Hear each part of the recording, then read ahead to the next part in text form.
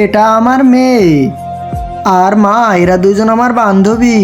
এই দুইজনের ভিতর আমি একজনকে বিয়ে করব, কিন্তু তোমাকে এই একজনকে বেছে নিতে হবে।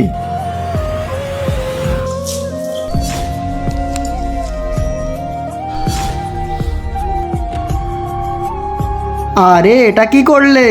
জল দিলে কেন? খুব মার পড়বে তোমার। বুবাই, ওকে বকো না, ও তো ছোট বাচ্চা, আর ভুল তো সবারই হয়।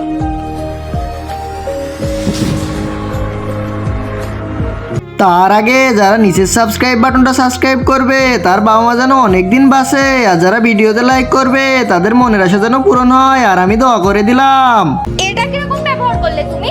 বাড়িতে কোনো গেস্ট আসলে এরকম ব্যবহার কেউ করে? তোমাকে না মারতে হবে।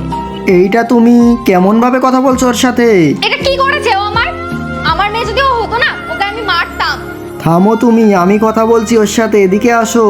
বন্ধুরা, তোমরা কি জানতে চাও এই মেয়েটা কোন মাকে বেছে নিবে? তাহলে দ্বিতীয় পার্ট দেখার জন্য কমেন্টে জানিয়ে যাও।